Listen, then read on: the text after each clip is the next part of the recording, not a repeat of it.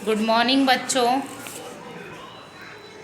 तो देखिए बेटा, हमारे फर्स्ट चैप्टर के 2 श्लोक रह गए थे जो हम आज पूरे करवाते हैं। तो देखिए एक बार कि जो ये सुभाषितानी है इसका मीन्स होता है। देखिए इसके टुकड़े करते हैं तो 2 टुकड़े होंगे, सु प्लस भाषित। सु का अर्थ होगा सुंदर और भाषित का अर्थ होगा वचन। सु का अर्थ सुंदर और भाषित का अर्थ होगा वचन। तो इस प्रकार हमने जब इनको मिलाया तो इसका अर्थ हो गया सुंदर वचन। क्या अर्थ हो गया इसका? सुंदर वचन। कि ये जो सुंदर वचन है ये बहुत अच्छे होते हैं जीवन में अपनाने के लिए। तो देखिए इसके लास्ट के 2 श्लोक रह गए, लेकिन मैं आपको ये पूरे पढ़ाऊंगी, लेकिन पहले लास्ट के दोनों पढ़ाने के बाद। तो लास्ट के देखिए 2 पढ़ते हैं हम। लास्ट के जब हम 2 पढ़ेंगे तो देखिए कि धन धान्य प्रयोगेषु विद्याया संग्रहेषु च आहारे व्यवहारे च त्यक्त लज्ज सुखी भवेत्। ठीक है। तो देखिए धन धान्य प्रयोगेषु, धन धान्य के प्रयोगों में, ठीक है, धन धान्य के प्रयोग में, विद्याया संग्रहेषु, विद्या को ग्रहण करने में, और विद्या को ग्रहण करने में अर्थात प्राप्त करने में, अर्थात विद्या को प्राप्त करने में, आहारे भोजन में, च और व्यवहारे आचरण में, त्यक्त त्याग देता है लज्जा, लज्जा को। जो मनुष्य लज्जा को त्याग देता है वही सुखी होता है। मतलब ये कहा है कि है ना, जो कहीं पर भी लज्जा नहीं करनी चाहिए, कि अपन को जो काम है बिना संकोच के पूरा करना चाहिए। जब हम बिना संकोच के कोई भी कार्य पूरा करेंगे तो देखिए ये कह रहा है कि धन धान्य के प्रयोग में, विद्या का संग्रह करने में, भोजन में और व्यवहार में जो लज्जा को त्याग देता है वही सुखी होता है। जो मनुष्य, जैसे देखिए आप किसी के घर जाते हो, आप भूखे जाते हो और वो आपसे कहता है खाना खा लो, अपन शर्म के मारे कहते हैं हम लज्जा ही आ रही है, शर्म आ रही है कि नहीं मैं नहीं खा रहा, खा के आया हूँ, और उसके पेट में बहुत तेज चूहे कूद रहे हैं लेकिन उसने कहा नहीं खा के आया हूँ, और ना तो उसने खाना खाया, लज्जा के कारण में रह गया, तो सुखी होगा दुखी होगा? अगर वो लज्जा त्याग देता और कह देता मैं खाऊंगा तो वो सुखी हो जाता। तो ये कहा है कि धन धान्य के प्रयोगों में, विद्या का संग्रह करने में, भोजन में और व्यवहार में जो लज्जा को त्याग देता है वही सुखी होता है। आगे देखिए अगला, समा वशीकृति लोके समया किम न साध्यते शांति खड्ग करे यश किम करिष्यति दुर्जन। कि क्षमा यानी क्षमा, वशीकृति लोके संसार में, कृति यानी लोक यानी संसार में, वशीकृति यानी वशीकरण का मंत्र है।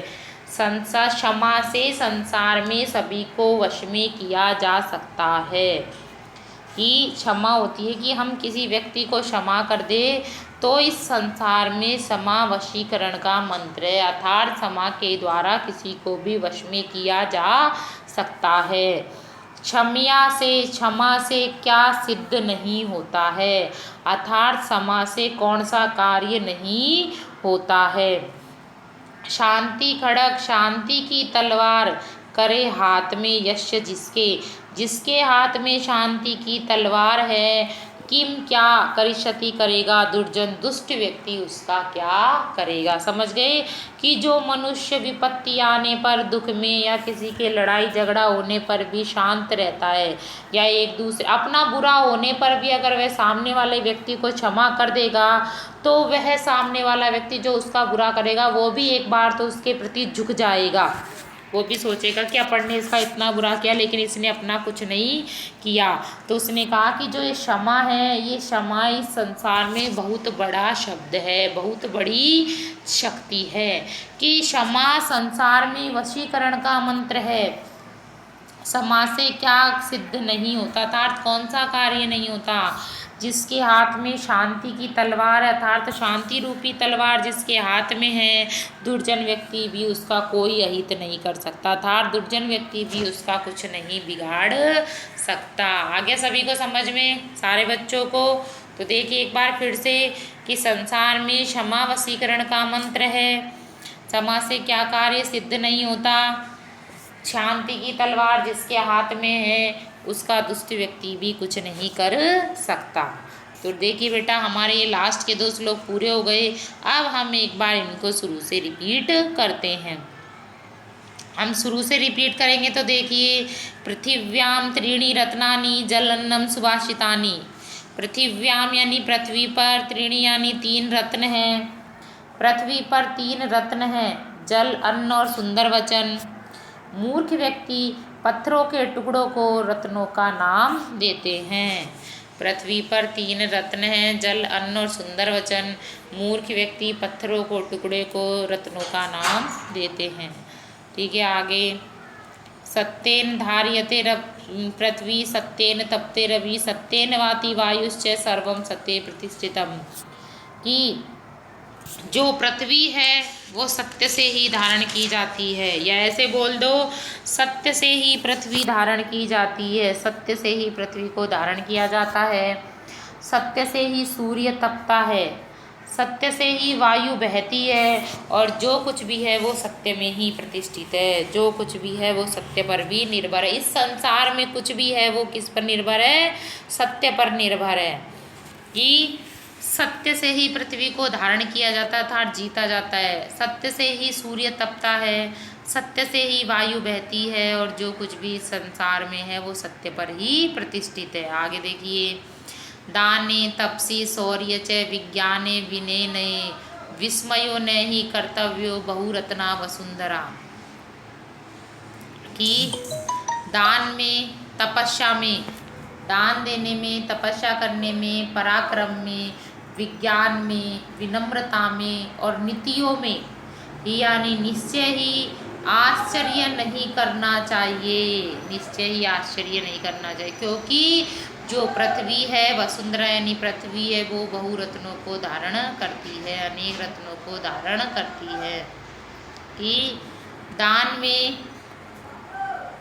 तपस्या में, पराक्रम में, विज्ञान में, विनम्रता में और नीति में निश्चय ही आश्चर्य नहीं करना चाहिए, क्योंकि पृथ्वी अनेक रत्नों से युक्त है, या पृथ्वी अनेक रत्नों को धारण करती है।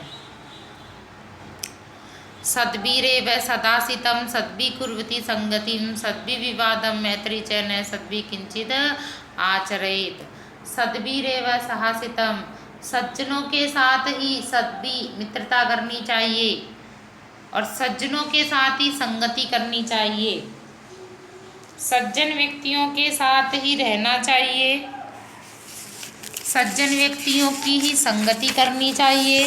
देखो बेटा, जो सद्भि है वो सज्जन व्यक्तियों के साथ रहना चाहिए, सज्जन व्यक्तियों की ही संगति करनी चाहिए, तथा सज्जन व्यक्तियों से ही झगड़ा और मित्रता करनी चाहिए।